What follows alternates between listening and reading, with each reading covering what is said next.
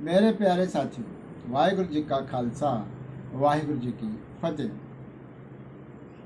धन धन साहिब श्री गुरु अर्जन देव जी महाराज की पावन बाणी श्री सुखमनी साहिब जी की लड़ीवार विचार के अंतर्गत 18वीं अष्टपदी की हम आज 7वीं पौड़ी की विचार करेंगे। इस 7वीं पौड़ी के अंदर सद्गुरु सच्चे पातशाह महाराज हमें क्या उपदेश कर रहे हैं।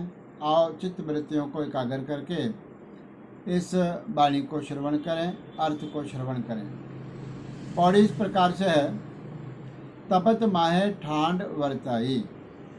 वह प्रभु परमात्मा ने कृपा करके, उस सद्गुरु ने कृपा करके तपत माहे का अर्थ है तपती हुई गर्मी में, उस गर्मी के सेक में। तपती हुई गर्मी क्या है? जो विषय विकारों की तपती हुई गर्मी है, जो हमारे अंतकरण को, हमारे मन को जला रही है, हमारे अंतकरण को तपिश दे रही है। ऐसे में ठांड वर्ताई, प्रभु ने कृपा करके, ठांड का अर्थ है ठंड वर्ताया, ठंड को वर्ताया अर्थात ठंड को प्रदान किया, जिसके दर्शन से, जिसके नाम से हमारे मन में प्रभु के नाम द्वारा ठंड आई है, शांति आई है, सुकून आया है। आनंद भया दुख नाठे भाई। जब मन को शांति आई तो फिर आनंद की प्राप्ति हो गई, और सारे जितने भी दुख थे, दुख नाठे, चले गए, नाश हो गए। सारे दुखों का नाश हो गया जब प्रभु ने कृपा करके तपते हुए मन को शांत कर दिया। जन्म मरण के मिटे अंदेशे। जन्म और मरण का चक्र खत्म हो गया, समाप्त हो गया। जन्म का दुख, मरण का दुख जो था, 84 लाख योनियों का जो चक्कर था, यह समाप्त हो गया।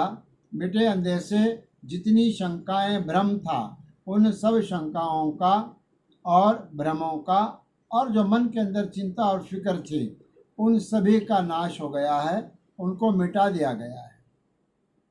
साधु के पूर्ण उपदेशे। साधु जो संत है, पहुंचा हुआ है, गुरु है, परमात्मा है, उसके पावन उपदेश से जो जन्म और मरण का चक्कर था, और शक, संभ्रमता और अलग अलग प्रकार के मन में अंदेशे थे, वो सब चले गए। फिर कहते हैं भव चूका निर्भव होए बसे। मन के अंदर जो भव था अर्थात डर था, वह डर भी चला गया और निर्भव होए बसे। निर्भव का अर्थ है जो भय से रहित है, डर से रहित है। डर चला गया और डर से रहित हो गए, और डर से रहित होकर के बसे, निवास करने लगे। सगल व्याध मन ते खै नसे। अलग अलग प्रकार की जो व्याधि, आदि व्याधि, उपाधि, 3 प्रकार की ये बीमारी, रोग माना गया है, सारा का सारा नष्ट हो गया है। मन ते, इस हृदय से, मन से, तन से हर प्रकार की बीमारी चली गई है। खै नसे, खै का अर्थ है नाश हो जाना। हर प्रकार की बीमारी का नाश हो गया है जब से हम प्रभु के शरण में आए हैं, प्रभु के नाम का स्मरण कर रहे हैं। फिर कहते हैं जिसका सा तिन कृपा धारी। जिसका सा, जिस प्रभु परमात्मा के हम हैं, उन्होंने ही हम पर कृपा दृष्टि की है। यह शरीर वस्तु जिसकी थी, उसी ने तिन कृपा धारी, उसी ने हम पर कृपा की है, अनुग्रह किया है, कृपा दृष्टि, दया दृष्टि की है। साध संग जप नाम मुरारी। साध संगत में आके प्रभु का जो नाम है मुरारी, मुर दैंत को मारने वाले भगवान कृष्ण, यहाँ पर भाव परमात्मा से है। वह परमात्मा जो मुरारी है, उसके नाम को साध संगत में आकर के जपना है। स्थित पाए चूके ब्रह्म गवन। फिर क्या होगा कि स्थित पाई, मन के अंदर स्थिति आ गई, मन के अंदर टिकाव आ गया, विश्राम आ गया, स्थित, स्थिर हो गया है मन।